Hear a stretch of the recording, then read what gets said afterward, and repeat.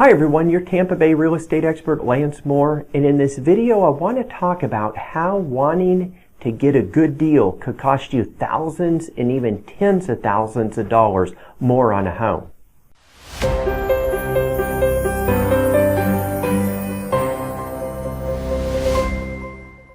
Alright, so every once in a while I talk to a buyer, either on the listing agent side or I'm working with them and they want a really good deal on a home. And I completely understand that. Everybody does.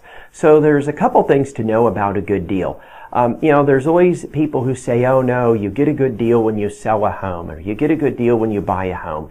And at the end of the day, it's really about understanding the market and understanding the subdivision that you're going to buy in. And what I mean is this.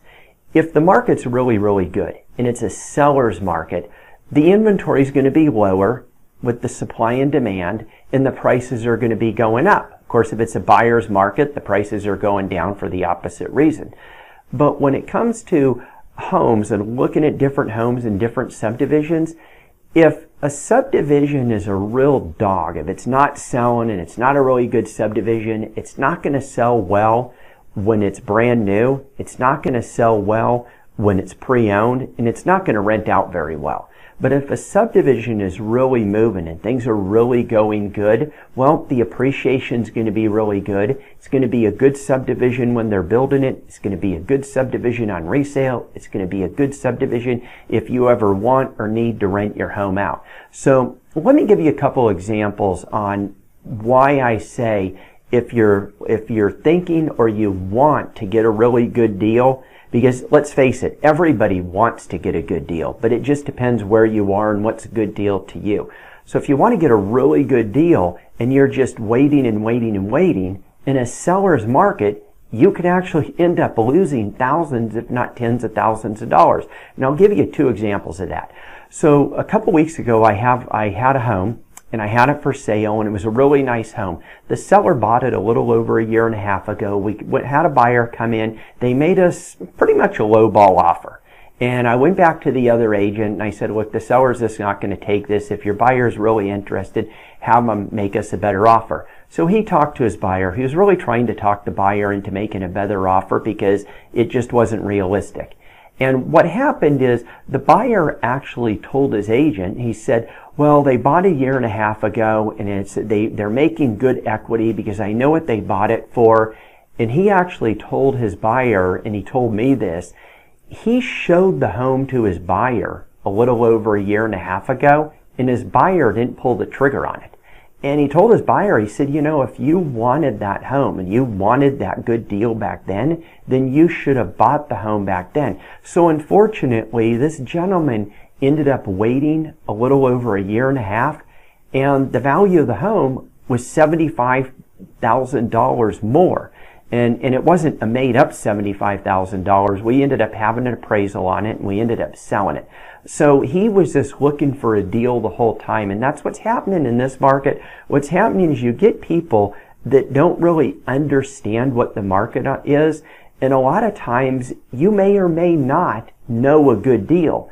If a builder's asking $400,000 for the home, and they say it's an inventory home, and let's say they say, well, we're going to sell it for $360,000. Well, is it really worth $400,000 if they're selling it to every buyer for $360,000? Now, maybe they're discounting it a little bit because it's an inventory home, but at the end of the day, don't fool yourself and don't let the builder fool you that the home's really worth $400,000.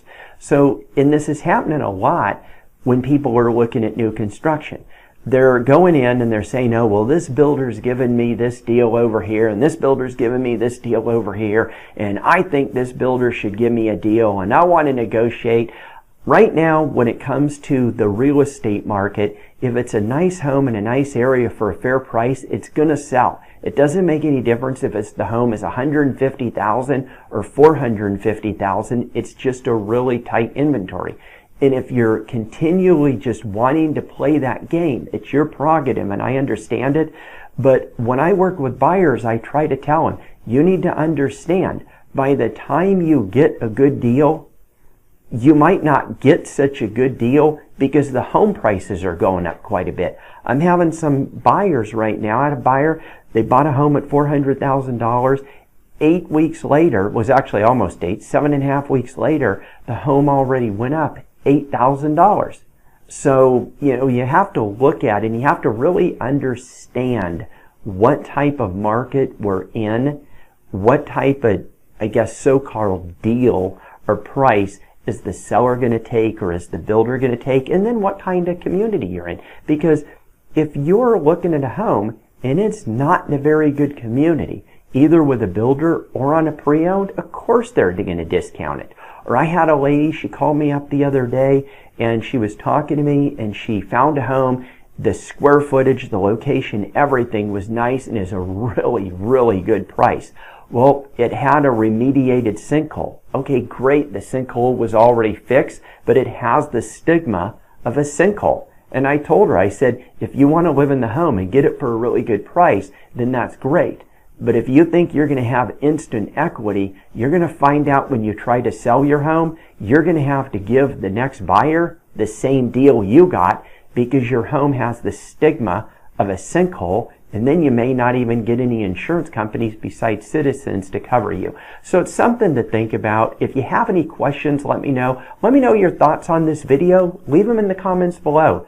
Subscribe and check out my monthly housing market statistics because this is going to really help you stay in tune. I do these statistics for you, for home buyers and home sellers. I know them. I don't need to do them because I live them every day. But they're for you so you know what the market's like. Get to be an educated buyer or seller so you can make a wise choice. I wish you the best of luck. If I could help you as a real estate agent in the Tampa Bay area buying or selling a home, please let me know. Have a great day.